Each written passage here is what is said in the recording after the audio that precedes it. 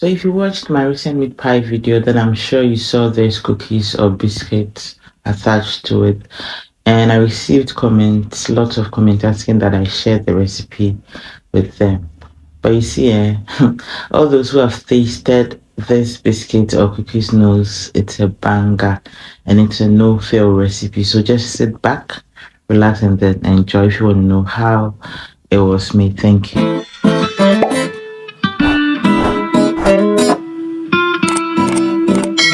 So in a bowl, I added my butter and I'm using salted butter because I won't be adding salt to this recipe.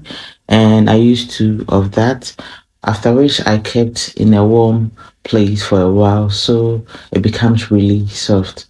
Afterwards, I added a cup of caster sugar. You can as well use powdered sugar and that's okay. And before you complain about the amount of sugar, just know that we're making a big batch. So it's okay. I'll be creaming my batter for 3 to 5 minutes or until it becomes pale and creamy. And all ingredients used will be listed, so do check in the description box here. If you're new to this channel, a very warm welcome. In here, we share awesome cooking and baking recipes, so do subscribe. And if you're a returning subscriber, thank you so much. I truly appreciate all your love and support. I'm sure you see some changes in the batter now. It looks very pale and creamy. So I'll just add my flour in bits and I'm using 5 cups of flour. It's either you strain before, if you strain the flour before adding or just do it this way, very simple. So I'm just adding in bits and then straining at the same time. And when I'm done, I'll just mix everything together. And I'm not using my hand mixer because it's going to blow all the flour away. So I'll just mix everything with my spatula and then afterwards I'll use my hand to mix everything. So in all, I only used 3 ingredients for this recipe, and then before I forget, the flour I used cake flour, but you can as well use plain flour and that's okay. And this cookie recipe is one of the easiest recipes so far that anyone can make. So I need you to try and then leave a feedback. So after mixing, I'll just start forming a dough, and you know your dough is ready when it doesn't stick to your hand. But just look at the outcome. It turned out so great, and then I'm loving it already. So moving on to the next stage, I'll just flour my surface, and by doing that the dough won't stick. So I'll just add my dough and then I roll it out, and because I don't want it very thin, I'll just roll it this way. Yeah, but you can just do it how you want it.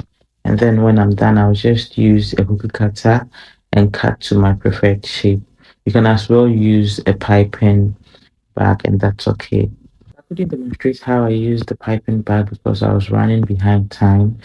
So after cutting it, just pick it up with a knife or a spatula or anything, but just make sure you don't tamper with the shape. Yeah, and when I'm done, I'll just bake straight away, but make sure your oven is already preheated, and you'll be baking this for 15 minutes at 170 degrees. Like I said, it depends on your oven, so just steady your oven and then you are good.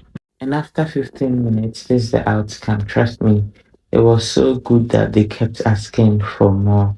And like I said earlier, this recipe makes 53 cookies. So thank you so much for watching till the very end.